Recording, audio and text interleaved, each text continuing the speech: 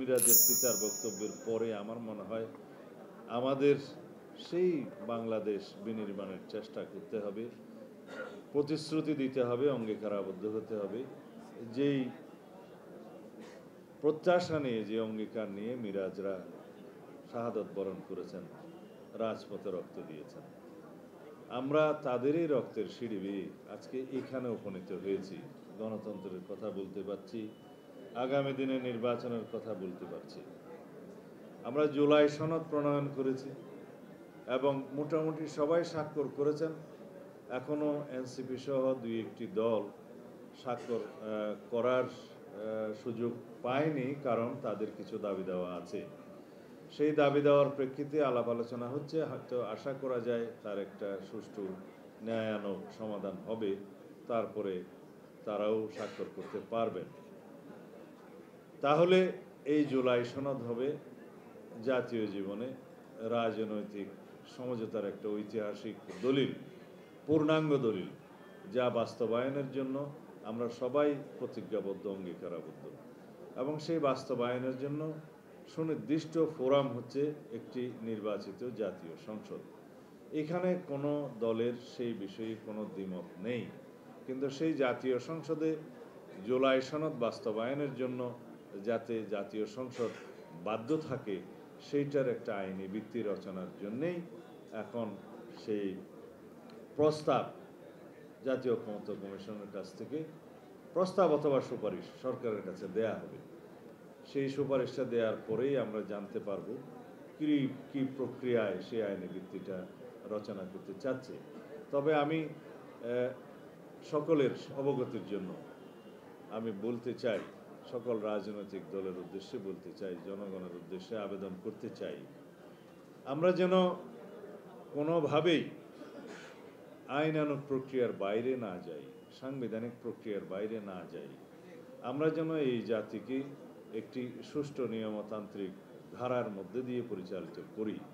কারণ অনেকেই আবেগের বশে বলে থাকেন যে জুলাই গণ অভ্যুত্থানে যে জনগণের অভিপ্রায় প্রকাশিত হয়েছে, সে অভিপ্রায়ের অনুবলে, শক্তি বলে অনেক কিছু বৈপ্লবিক আদেশ জারি করা যায়। এই বক্তব্য হচ্ছে আবেগী বক্তব্য। কারণ জনগণের অভিপ্রায়কে বাস্তবায়ন করার জন্যেই আমরা সবাই সংবিধানের আশ্রয় নিয়েছি এবং সাংবিধানিকভাবেই এই সরকার গঠিত হয়েছে এবং এখনো পর্যন্ত আইনানুগভাবে, সাংবিধানিকভাবে আমরা এই রাষ্ট্রটা পরিচালনা করছি। এখানে কিছু কিছু বিষয় হয়তো অনেকে বিতর্ক নিয়ে আসেন যে প্রকৃত সাংবিধানিকতা কি রক্ষা করা গিয়েছে।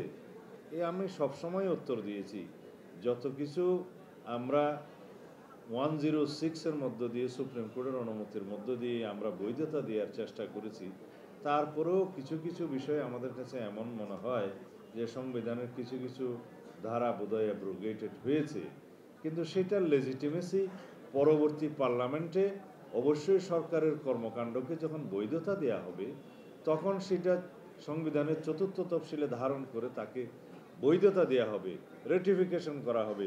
অন্যান্য আইন কানুন যেগুলো পাশ হয়েছে সেগুলোরও রেটিফিকেশন লাগবে।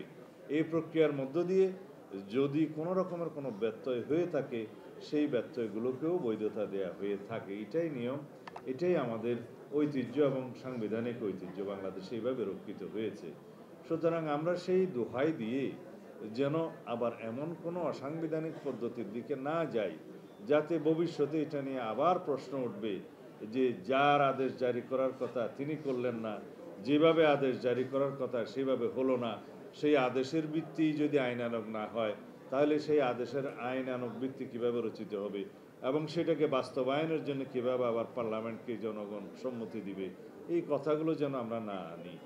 কারণ যেটা জুলাই জাতীয় সনদ প্রণীত হয়েছে, যেভাবে সবাই স্বাক্ষরিত করেছেন এবং সেখানে যেগুলো নোট অফ ডিসেন্ট সহকারে সম্মতি প্রকাশ করা হয়েছে, হুবহু এই জুলাই জাতীয় সনদকে বাস্তবায়নের জন্য সার্বভৌম জনগণের সম্মতির ভিত্তিতে যখন একটা পার্লামেন্টের উপর বাধ্যবাধকতার সৃষ্টি করা হবে, তখন সেই জায়গা থেকে কোনো সংসদ সদস্য এবং সেই জাতীয় সংসদ সরতে পারবে না।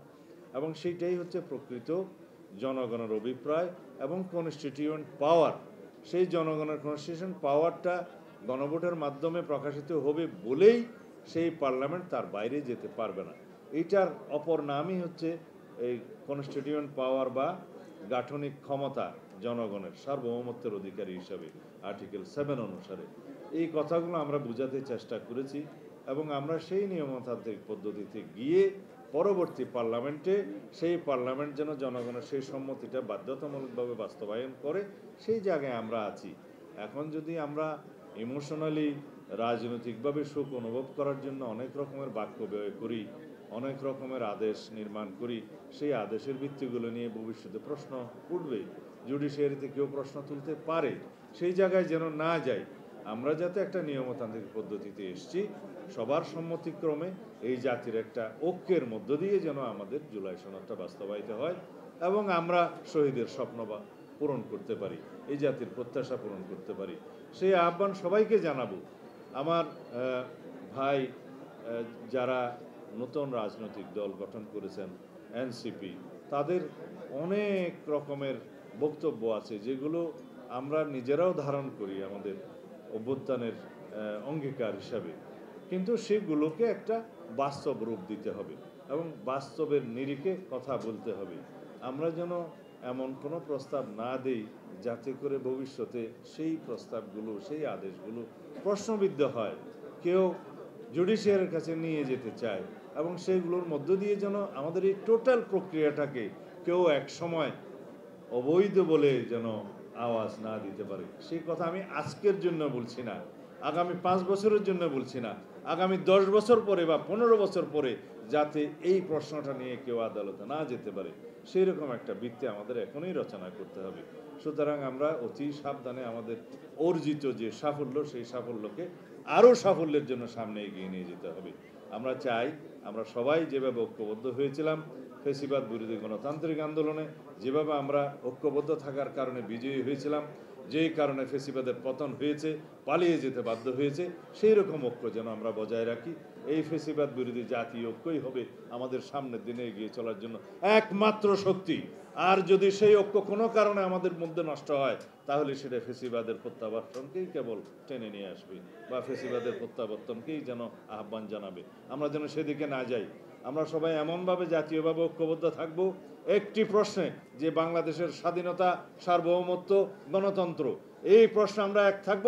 আর দ্বিতীয় প্রশ্ন হচ্ছে ফ্যাসিবাদকে যেন আমরা কোনোভাবে বাংলাদেশে প্রত্যাবর্তন হতে দেব না, সমস্ত দরজা বন্ধ করে দিতে হবে এই ফ্যাসিবাদের প্রত্যাবর্তন। সেই জায়গায় যেন আমরা ঐক্যবদ্ধ থাকি। আমাদের ইনশাআল্লাহ আগামী দিনের সেই বাংলাদেশ, শহীদের স্বপ্নের বাংলাদেশ প্রতিষ্ঠা করব, সেই অঙ্গীকার ব্যক্ত করে আমি বিদায় নিচ্ছি। খোদা হাফেজ। বাংলাদেশ।